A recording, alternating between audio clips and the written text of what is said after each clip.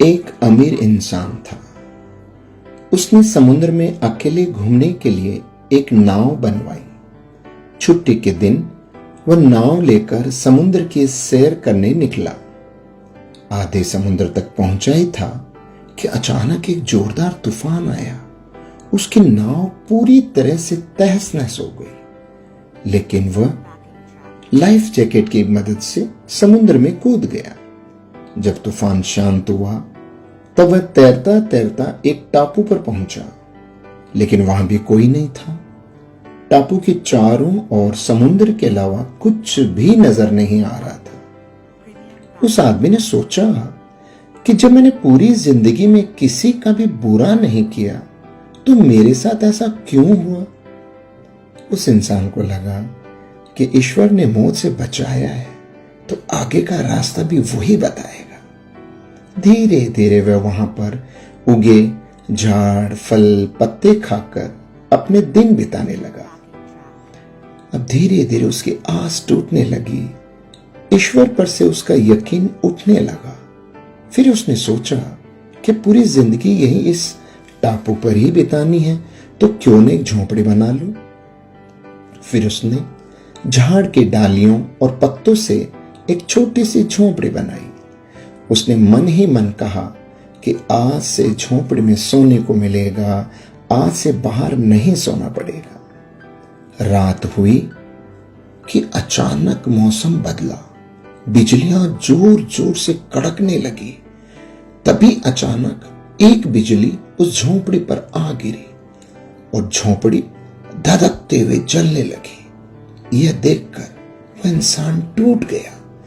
आसमान की तरफ देखकर बोला, हे परमात्मा, ये तेरा कैसा इंसाफ है। तूने मुझ पर अपनी रहम की नजर क्यों नहीं की। फिर वह इंसान हताश होकर सर पर हाथ रखकर रो रहा था कि अचानक एक नाव टापू के पास आई।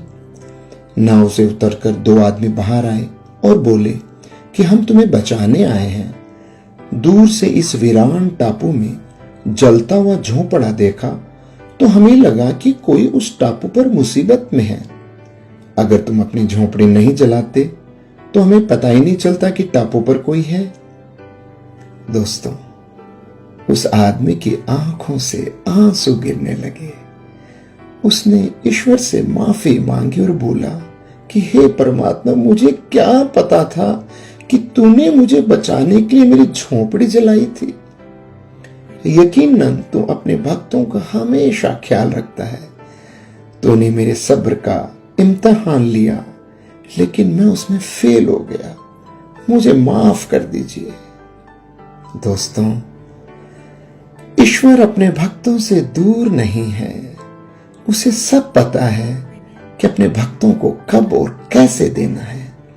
उसकी रहमतों की बरसात तो हर पल हर घड़ी 24 घंटे हो रही है।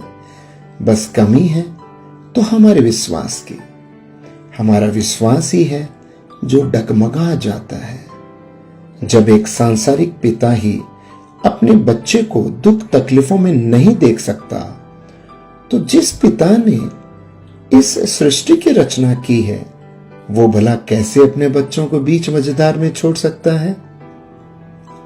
प्रेमियों, दिन चाहे सुख के हों या दुख के, प्रभु अपने भक्तों के साथ हमेशा रहता है।